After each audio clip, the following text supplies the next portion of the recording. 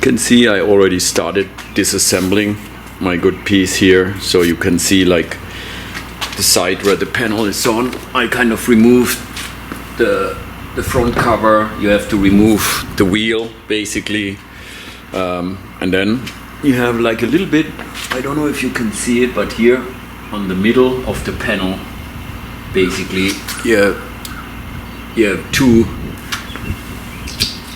have a white wire and basically this plastic sleeve, and then you have one of these glass fuses. It's like a fast acting, an F15 amp, 250 volt rating, 30 millimeter length, 6 millimeter diameter. Not too easy to get.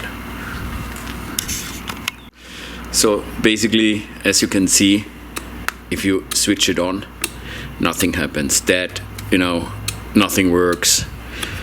Instrument panel doesn't go on, nothing. So I will pop the new fuse in, the good one. I ordered that in Amazon, and then I show you the difference.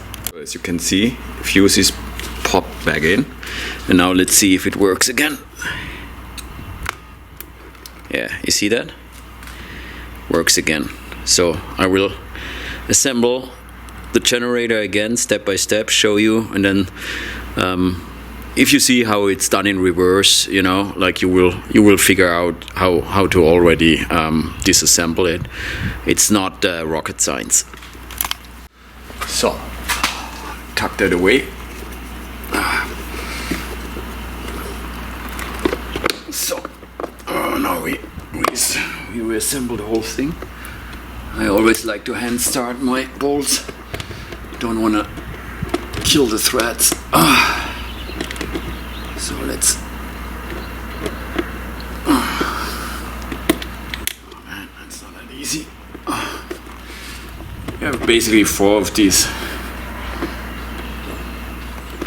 The bolt is held in place by basically the panel is held in place by 4 bolts. These in. I already pre-started them by hand. So don't want to do it.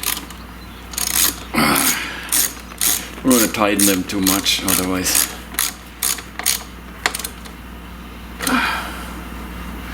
Two of the bolts. In order to remove the panel, you also have to pull out the fuel valve, you know, the fuel shutdown valve out, and was like a Phillips. I just have to find, it's indexed, so I just have to find the right, which one was it?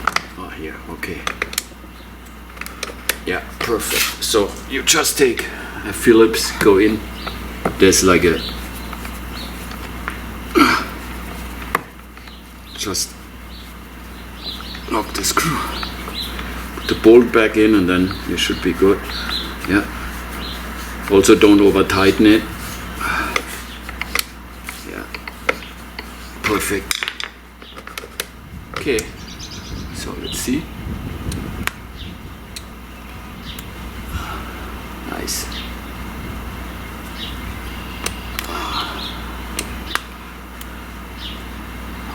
Perfect.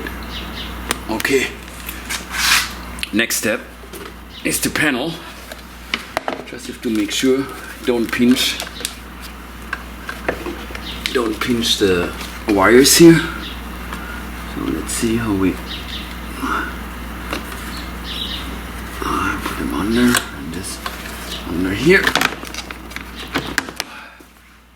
So then you have about 2, 4, 6. We have 8 of these bolts.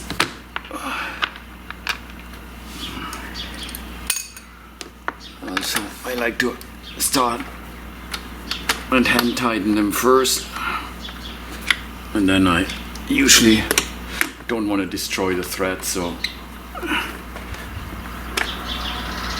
okay. I tighten the bolts here. So last step, I clean the axle here it was not greased really good.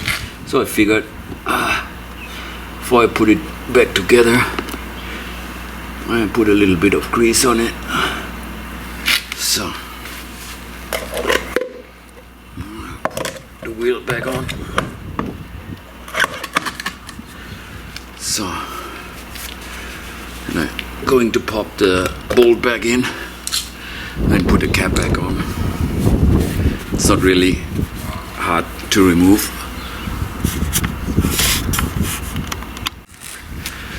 So I put a little bit blue Loctite on the bolt here.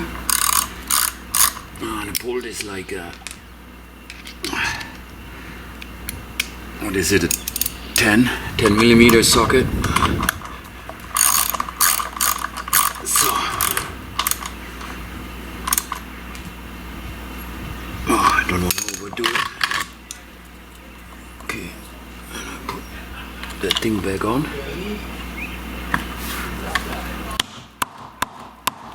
Come on.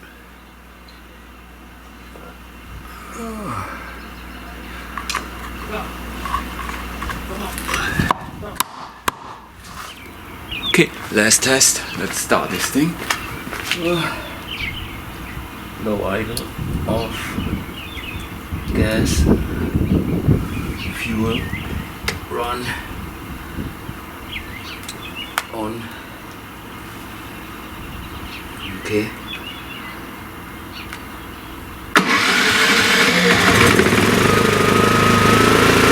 Works again, nice. So one last warning for everybody. What I tried basically is I try to measure, you know, if the outside pole here is positive or the inside pin. I don't know if you can see it, of the battery tender.